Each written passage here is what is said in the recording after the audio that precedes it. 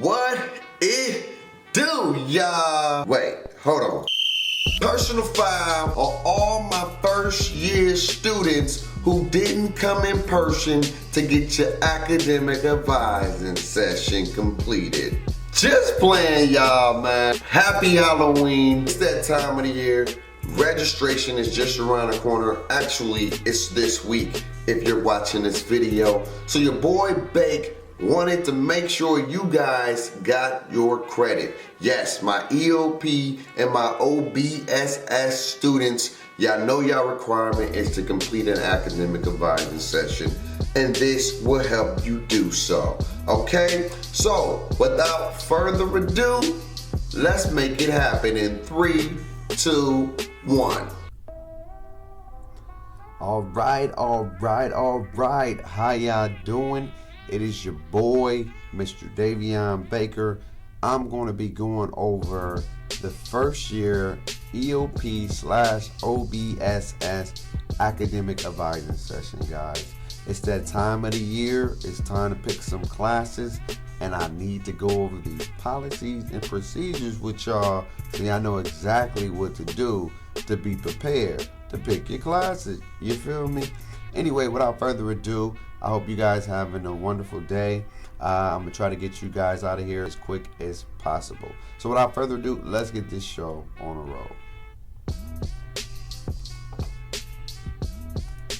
So the purpose of this session is to develop and strengthen basic skills to prepare students to think critically and communicate effectively, to expose students to a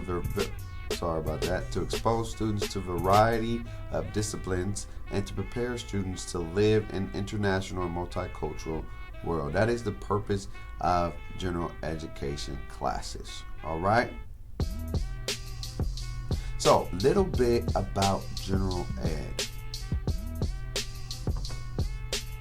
So, general ed is broken up into 4 sections where we have foundation, breadth, integration, and multicultural international. Now, the courses that are in foundation and breadth are called lower division courses. And these courses consist of your oral communications like your Comms 3, Comms 7, your written communications like English 5A, English 5B, critical thinking, to kind of like studies, African American studies, and your quantitative reasoning, which is pretty much known for math. Okay. Your area B consists of your physical science, such as chemistry, physics, what else? Earth and environmental science. And your B2 is your bios, your bio 1As, your bio 10s, your bio 11. And then going down to our area C, we got arts and humanities. Those are drama 62s, your musics, your languages, your Spanishes, and so forth. And dropping down to area D, we have our history 11, history 12, political science, and then our D3 area, which consists of, Chicano Latin studies, anthropology, and so forth. And finishing out with area E, which is lifelong understanding and self-development. It's our, university ones, our genetology classes, child family studies. All these classes that are in your lower division will be labeled from 1 to 99. If you see a class that has 1 to 99, that means you are in a lower division class. Now, as you see the screen right here where it talks about select courses from each of the 13 areas, this doesn't mean that you have to take all these courses in that area to fulfill that area. You only need to take one, y'all. Only one, okay?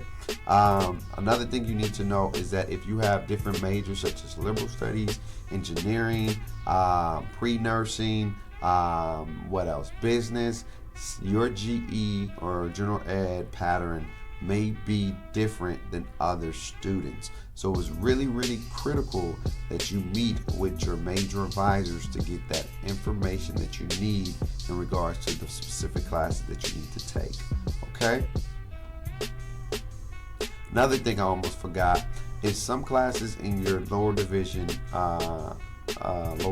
GE can count for some of your major courses. For example, any criminology majors. If you want to do one of your requirements is to take criminology 50, and as you can see, Crim 50 is one of the B4 requirements. That is an opportunity for you to kill two birds with one stone.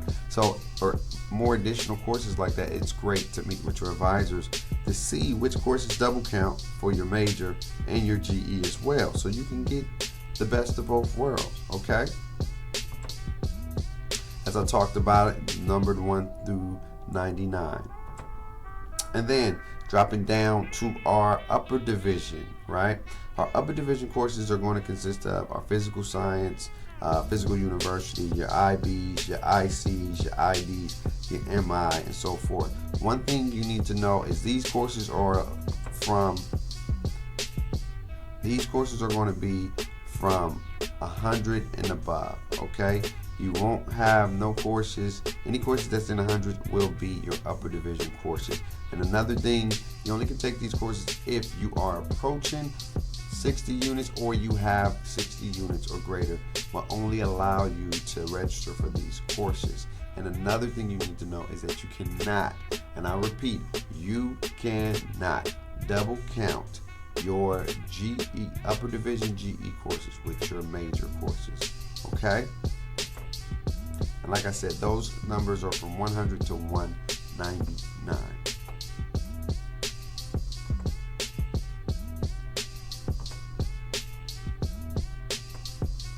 Okay. Off to the next slide. Okay, just an overview of what we already talked about. Our Area A, which is our oral communications, our written composition, critical thinking, quantitative reasoning. These are all courses you must pass with a C or better. Okay, if you do not pass these classes with a C or better, you will not get the credit for that section. All right. Like we talked about, our breath, our physical science, our life science, and our laboratories. These are courses you need to fulfill for your breath section.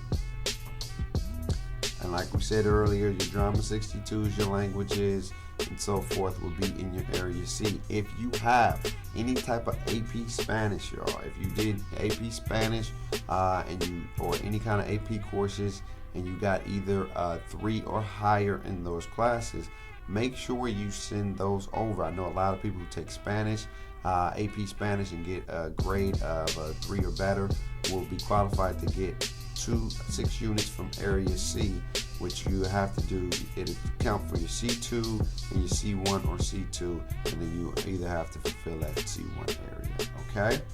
And again, if you have any questions, feel free to email your counselor in regards to AP courses and receiving that credit.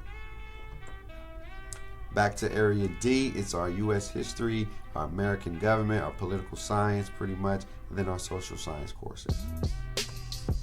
And Area E is your lifelong understanding. You only need one course from that section, all right? Like we talked about, our upper division, 3 courses, 9 units minimum, your IB, your IC, and ID. And as I said, upper division courses may not be double counted for your major courses, okay? So, and again, please make sure you're meeting with your major advisors to go over specific courses you need to take, because some areas like business, you may be exempt from Area MI. So you want to make sure you know what classes you have to take and don't have to take.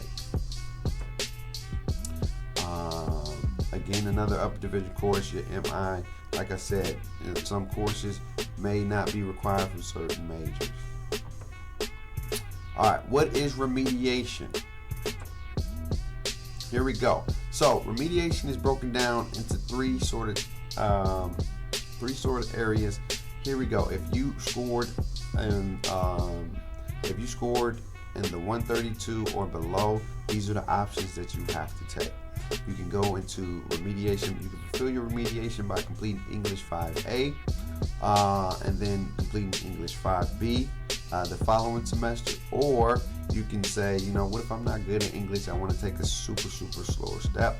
I want to do Linguistics 6, and then I want to do English 5A and 5B. As you can see, Linguistics 6 will count for your remediation. So you can get credit for your remediation and then go into your 5A, 5B. What if you say, you know what, Davion, what if I do Ling 6 and I feel confident I want to do English 10? You may do that as well to get your general education or GE credit for that area, okay? And then if you scored in 132 or 133 to 146, my apologies, then you can go into the English 10, which is pretty much English 5A and 5B together.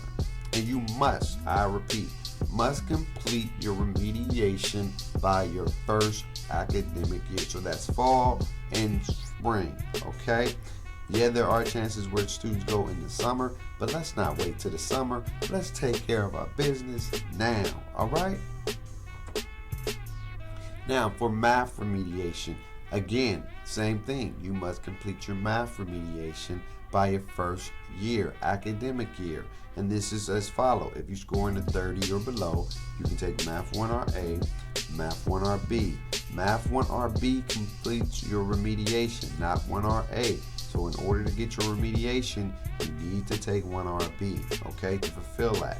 And then you can go into your general ed or your GE for your specific major.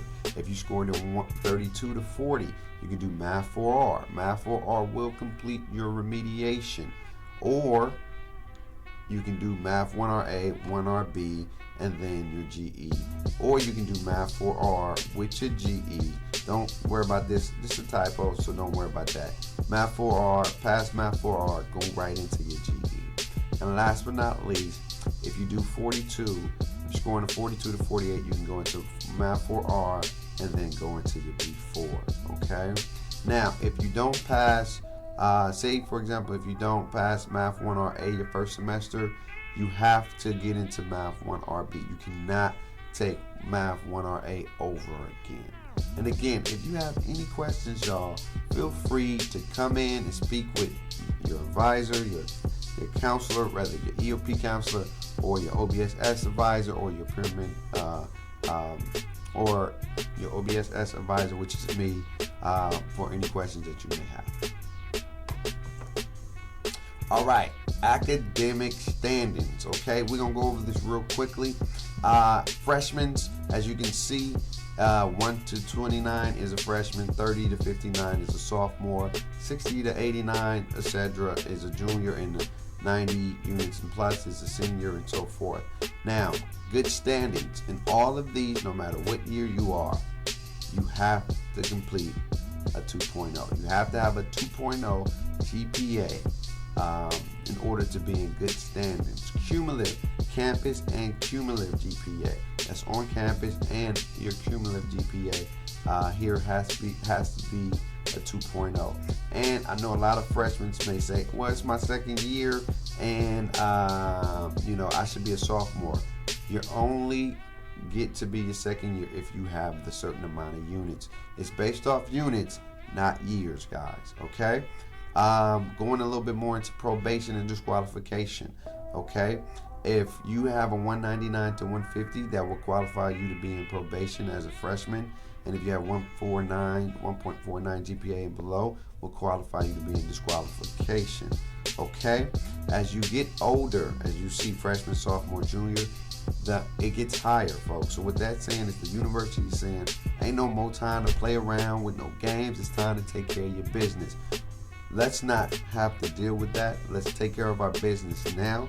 If you do fall into those categories after your first semester, be sure to come in and see us, because we are here to help you. We want to see you succeed, but if you don't come in, we can't help, okay? All right, going over your student portal. So, if you haven't done so already, please complete your violence training. Violence training. You need to complete that in order to register. Depending on what registration date you have. Some of you guys who are EOP got early registration. I'm sorry, OBSS students, we don't have early registration, but no matter when you register, make sure you complete your violence training, because you will not be able to register for any classes if that is not done. And please look at your important info and holds as well, because if you got anything stopping you from registering on the day you registered, you need to register, we're gonna have a problem. And we don't want no problems. We don't, let's not have a club up in here. You know, it's Friday. Just to go a little bit about the add, drop, swap classes. Some of you guys, you may not know about adding classes, dropping the classes, and even swapping the classes. So I'm gonna go over just a few of those with you in regards to a new feature that we like to call it, or a lot of students don't know about, is the swap feature.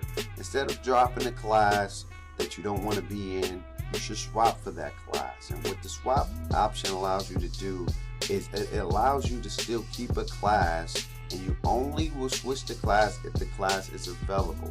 I know sometimes we try to get into a class that may not be available, but we drop our class that we're already in, and now we're stuck out of 3 units. So before doing that, use the swap feature, and that will allow you to swap in the class only if the class is available. Okay? If that's still a little bit confusing, make sure you come in and talk to us. We'll be here to help you. Okay? Wish list. How many people you got your wish list? Raise your hand. Yeah? No? Maybe so? Make sure you got your wish list, or you should already have your wish list by seeing this. You should already be done with it. But if you haven't done so already, make sure you click on the little blue button that says verify.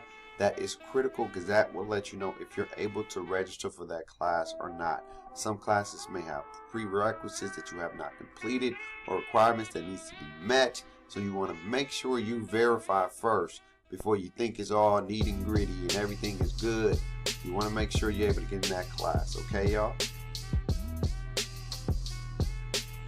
All right. Searching for classes. I'm sure a lot of you guys have know how to do it, but I'm going to go over something with you guys as far as like our student catalog. So let's go to the next slide.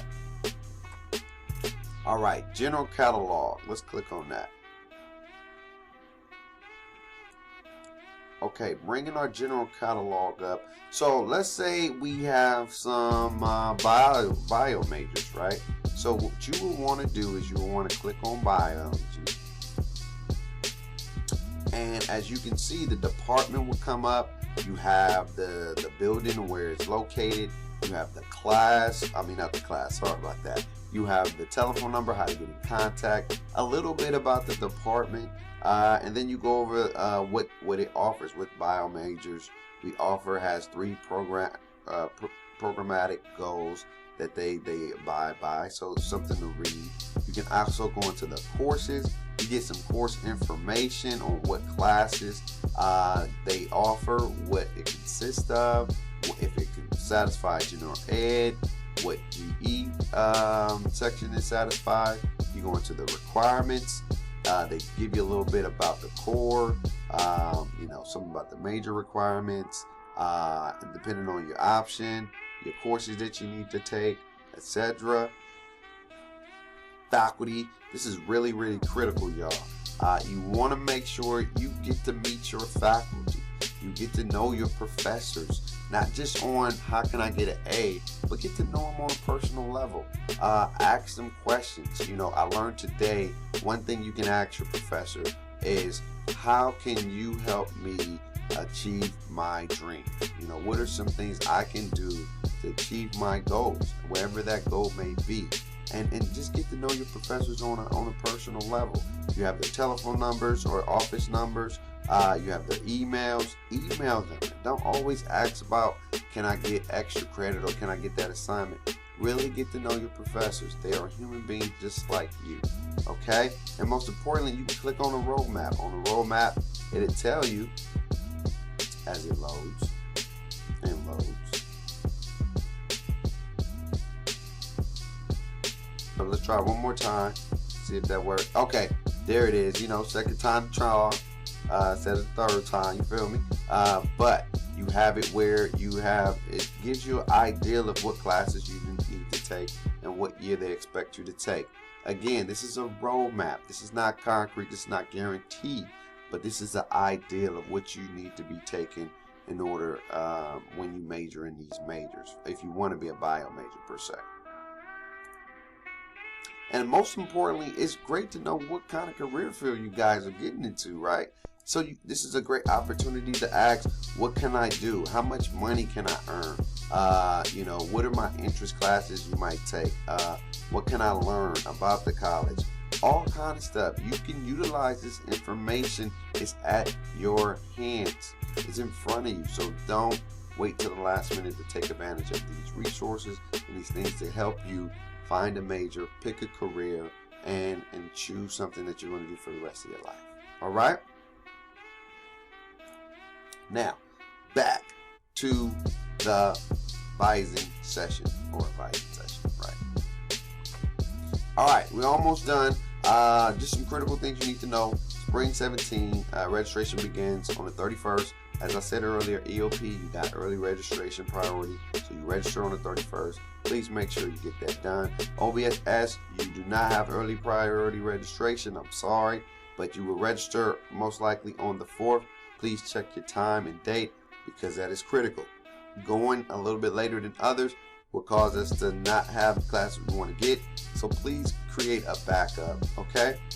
And then, as you know, December 3rd to December 7th, registration systems will be unavailable. So you will not be able to register during that time. At that time, people may get dropped from classes who have not paid their fees and so forth. And then on December 8th, the registration will come back up. At the start, everybody is able to register for about 16 units. After the 8th, you can register for more units, but that depends based off your GPA, okay? If you want to know more about that, please come in and talk to us. We'll be happy to help you. All right, critical dates. Last day of instruction is December 7th. Dad Days is a great time for you to meet with your faculty. That is December 8th and December 9th to ask questions about course materials that you're not understanding. Get some last additional support before your finals, which is the following week on Monday, December 12th through Thursday, December 15th. Okay? Again, some reminders. Complete your EOP/OBSS requirements. Meet with your EOP counselor once a semester or your OBSS counselor once a semester. Meet with your peer mentor twice a semester. OBSS students, you only have to do it once, but you're more than welcome to come in and speak with your peer mentor more than once. Attend 2 academic workshops per semester. OBSS students, you only have to attend 1. And attend EOP/OBSS academic advising session per semester. All of you who are watching this video right now are completing that right now. So congratulations. And then utilize your Blackboard, okay? This is for courses, this is for EOP, and anything that we may be sending you guys, it'll be maybe via Blackboard or via email. And that's going to do it for the session. If you have any questions or if you need any type of help, be sure to come holler at us in Joel 224. We're here for you. We love you. We are so proud of you. Keep up the great work and be sure to complete your quiz to get your academic advising session credit. I'll see y'all later. Happy Halloween. We out of here.